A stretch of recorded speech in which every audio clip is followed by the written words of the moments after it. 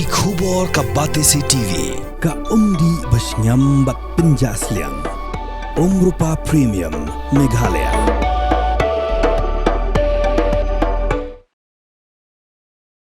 Kumbala kular ban pun urlong shwa ka Christmas. Ka kenhon menteri jong ka sorkar jela haga khat khandai tarik unok pra arajar arpusan. Kala menjur ban pen Thymmai no ya ka rukom siu Tulop Nonghikai Skul SSA bat ya Nonghikai Skul Adhoc. Kat kumbala terwa da katanat puli puthi jong ka sorkar jela. Haga jing keren bat kilat patai kubor hadin balawai ka jing yalang. Menteri rangba ka jelau konrad ke sang mau layatu. Baki rai bakongsan balashim haga jing yalang kilong ban penkiu Tulop man lau snem. Bat ban penkiu ya ka jing siu Tulop Nonghikai ki balahikai kham slem haga kam. Ka kenhon menteri kala menjuru ban don daki kendon khnang ban pentikenai ya ka jing skem jong ka kam Nonghikai Skul SSA bat Nonghikai Skul Adhoc. Nalor kata ke sorkar kala menjuru bandon saka CPF khnang ba ondob la ban ai jing erap ya Nonghikai onda kila syong thai. Ya kini kimat bat kirai bakongsan ke sorkar jela kala rai ban pentrekam no Naduh ke Tarik Ïaïong arhajar arphun rio.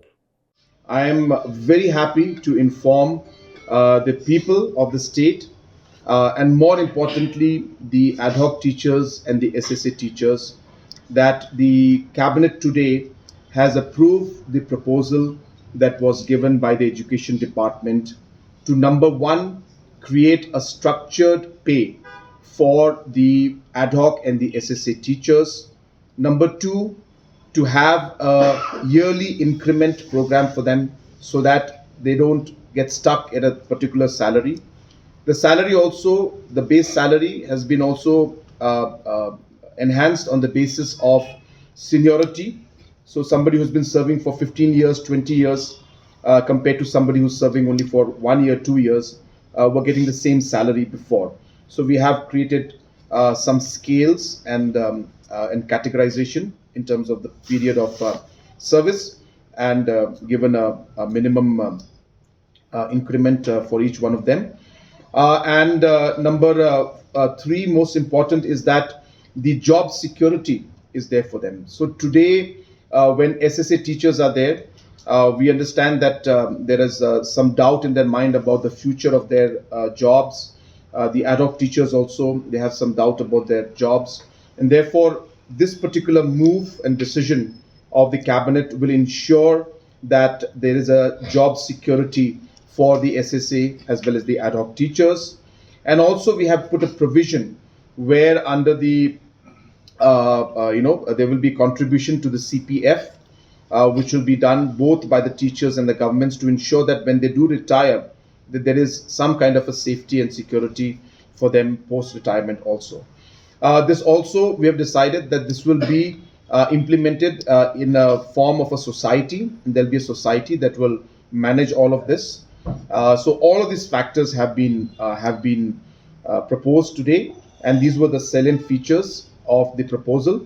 We have the exact numbers and everything with us, but I will not share that with you today because we are going to implement this from the 1st of April 2026, as was promised by me about a month back, that we are going to conclude this before Christmas and we are going to implement it by the 1st of April, and I'm fulfilling that commitment made to our teachers.